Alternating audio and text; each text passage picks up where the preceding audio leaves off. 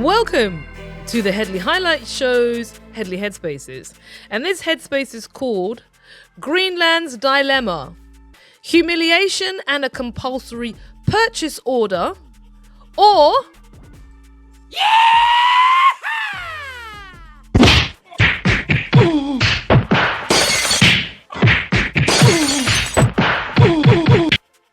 Greenland is coming with me, said Mr. Trump.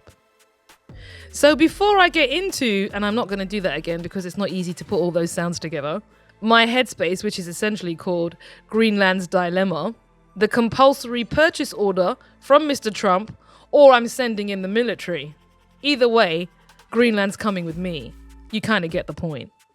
Can I just say thank you to all of my listeners and everyone who comments, likes, and shares each week on my podcasts. Don't forget to click the bell notification and select all so you can hear all of my uploads when I do them each week. Don't forget to subscribe and also to donate at denisehedley.com. I'm very partial to 3 rings and chips and a Miranda and also a bit of Bitcoin. Right, let's jump straight in, shall we?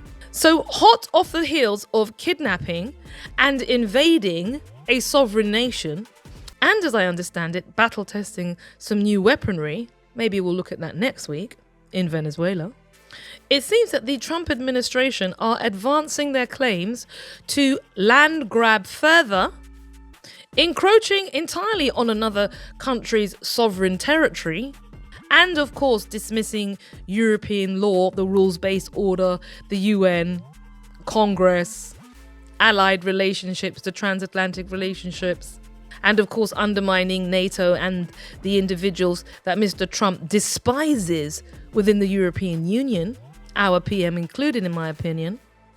It would appear that the advance for further land grabbing is high on the agenda this week.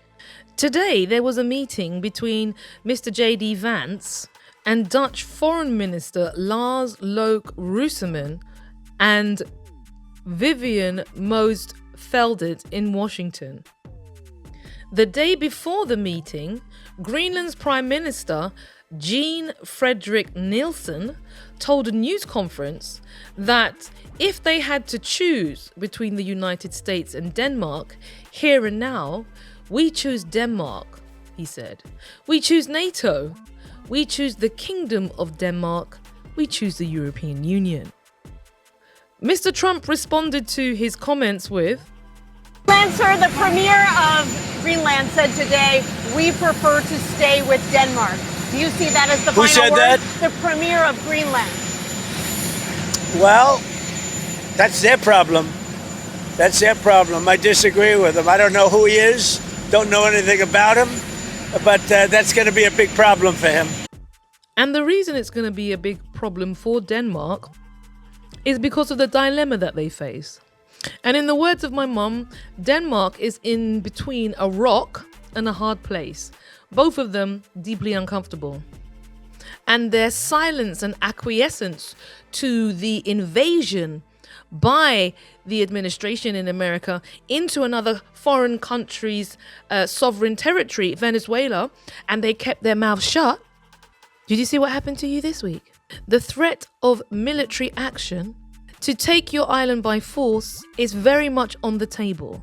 Isn't it noticeable how silent Denmark was over the invasion and kidnapping of a sovereign leader in Venezuela?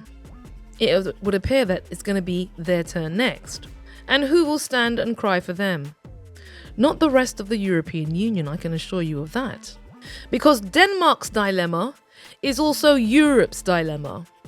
Denmark is a member of the European Union. America provides the security infrastructure via NATO for the European Union. By invading a member state, do the rest of the members invoke Article 5 against the supreme leader within the group who's just invaded another member? And who gives the guarantee to impose Article 5? It's all looking very sticky, isn't it? It's a geopolitical mess, to say the least. Because the other European states know that Mr. Trump and his administration because it's not really an administration for national interest, in my opinion. I think it's a national oligarchic group who's preoccupied with their own concerns, and they masquerade as public concerns. That's the reason why there's chaos and war everywhere, because let's face it, this has got nothing to do with ordinary people. They don't want this at all, the ordinary citizens of America. And between you and me, I think Trump is trying to invoke a civil war so that he can stay in for a third term, because then, just like Zelensky, you won't need any elections.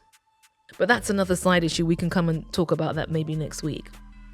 The point I was making is that Trump doesn't like the Europeans. He sent J.D. Vance over here, that was last year, to basically tell them that he thinks that they have problems with freedom of speech, they don't have very good democracies, and they don't govern for their people. And they didn't really like that. But the point was, that was a very public way of saying, I'm not really interested in what you're interested in. Hence the reason why he put tariffs on many people. He also changed the arrangements around how the Ukraine war is being funded, because now every European country is increasing their military budgets to pay for the equipment that he used to send to the Ukrainians. But now we're sending it, not we, but because we're not part of the European Union, but the European Union members are now sending those weaponry, but they're buying them from America. So basically it's like we're still profiting from the exercise. If you want to go over and do what you want to do with what you get from us, that's fine. That's basically how it's working now. So Trump is not interested in NATO. But if he militarily attacks a NATO member, don't forget, this is a club. It's like attacking, Brown Owl in the Brownies if you're just coming in as a girl guide. You just don't do it. It will just break up the entire group, and that's what will happen.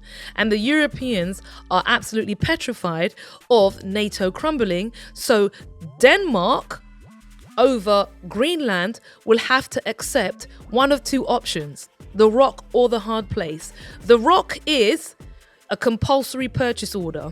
And because my show is international, not everyone knows what that is. Basically, a compulsory purchase order is when the local authority comes in and buys a piece of land at below market rates, and you have no way of saying no.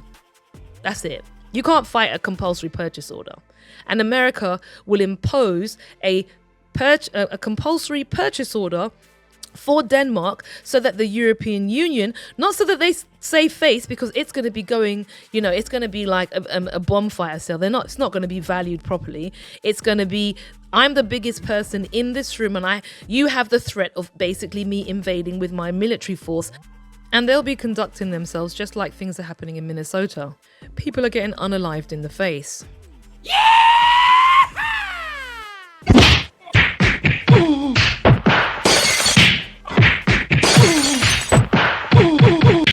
So that option's very much on the table. And that's clearly the hard place that Denmark is occupying. Either they accept the compulsory purchase order, or they basically get invaded. And quite a lot of their citizens will probably be unalived in the process.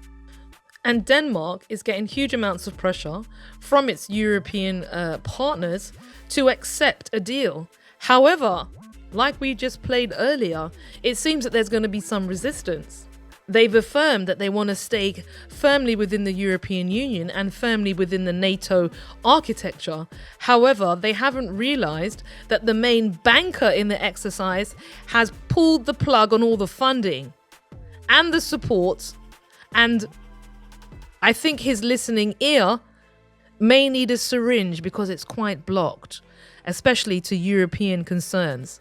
That relationship is melting way quicker than the ice caps around Greenland. And I just had to put in a polar cap joke. I just had to. Sorry, guys. Greenland's dilemma, and like I said, Europe's dilemma, is because, and I've said this so many times, they are being pushed into a war with Russia because the Americas want to strangle all of the partners of China to bring China to book. And forcing the Europeans into a conflict, whether they're ready or not, as far as I can see, is part of the long-term plan to dismantle the security architecture around Europe that America subsidizes. What I think will happen is, Even though other European leaders are affirming support for Greenland, this is going to capitulate into an exercise of American force, and they will acquire Greenland because Greenland and Europe has zero, let me say that again, zero military response to the American military response. I mean, half of their countries are occupied already with bases. I mean, please, people, this is an occupation that's happened very, very, very quietly and with stealth. I mean, depending on how you were looking and what you were looking at, or what you were reading or not reading, or being told was happening. People keep pointing all across the globe and saying, look over there, the Chinese are there. You've got so much American infrastructure, tech, policy agendas, foreign policy agendas, companies, beneficiaries, all in this country and all around Europe. The capture's complete, people. Yeah, it's already happened. In case you didn't know. That aside, there's no military capabilities available within Europe to respond to a military incursion by America into a sovereign European state. There's just none. In addition to that, there's no political will either to do anything. What's happening now is like the Europeans are like rabbits in the headlights, along with Denmark and obviously Greenland.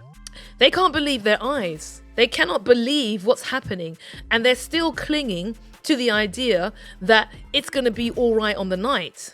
And, America's still going to stay in the game. I think America's already left the room. That's what I think. America has already left the room in terms of giving security guarantees. It's now acting as it's like the Crusades. Like I said this a few weeks ago. It's on a land grab. It's doing an Israel. It wants to scoop up everything in the vicinity and then, have a greater Israel. That's the point. It's now looking for a greater America. And if you think about the sphere of influence that it's seeking to occupy, who's next? I think Mr. Carney needs to start considering his position also, and the position of Canada, because militarily they're not in a position to respond either, let alone their own citizenry. Canada will be surrounded once Greenland is absorbed, and the reality is he'll be going there next, making America one of the largest land masses on the globe, with those two bits added on. And of course, what's happening in the Western is in Venezuela.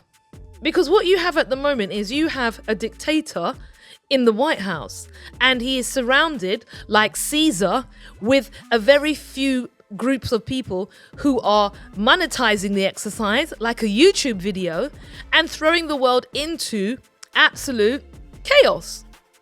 Because chaos is a political objective. Because from chaos, you can step in and then be the benevolent savior. Just listen to the language around Iran. Oh, we're going to save the people. Nothing to do with the oil.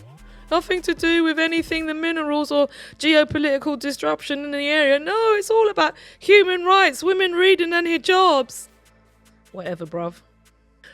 In conclusion to this headspace, or just drawing some of my thoughts to a close, I think Greenland, and if I've called it Iceland, forgive me, it's late. I'm trying to get this out before I take some Z's. But yeah, I think Greenland is going to become part of America.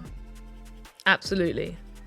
And I also think that it will be sold, because Europe cannot afford for Trump not to continue to provide the security that NATO needs. He's going to have bilateral arrangements with countries to provide security, because that's way cheaper than subsidizing the collective, if you understand the point. I'll just have a deal with one or two of you. The rest of you can go whistle. That's how he's moving. That's the reality. So I think that it will be sold to avoid the situation I just articulated, primarily because if it isn't sold and effectively America attacks Europe, because that's what it will be, it's effectively a declaration of war, just like what happened in Venezuela. When you cross people's red lines and start encroaching into their country and their borders and kidnapping presidents and prime ministers and, wives in addition to that, that's an act of war. It would be an act of war with Greenland. And Europe is not going to be at war with America. How about no? They've got bases like I said, in 800 countries around the world. Yeah? Their sphere of influence is so significant that every European country follows an American-led policy agenda when it comes to those matters. And essentially, Europe has had no significant sovereign leadership to make it move in a particular direction, and it's become a vassal. It's become a vassal. It's an empty, hollow box of marginally agreeable individuals sharing a few key themes. But essentially, it's not working like it was supposed to work. And if NATO begins to crumble, think about what that's going to mean for Europe. It's standing in the world where it's a busted flush, people, along with Greenland. Can you see the symbiosis? The whole thing, it's a busted flush. Given the poker reference, I think that's poker. I don't play. So this is where I think this situation is. I give it 2 weeks before we hear a statement that Trump's buying it for the coupons that he cut out from the Women's World because he got a 10% discount as well. He got a discount because of his loyalty card when he purchased Greenland. What do you think? What do you think? Do you think it's going to play out as I've articulated?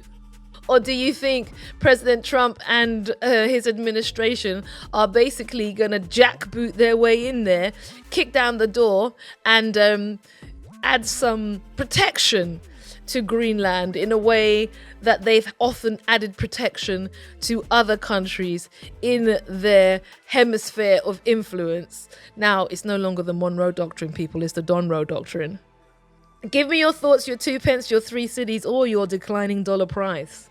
I think Denmark may need some backup. Aww.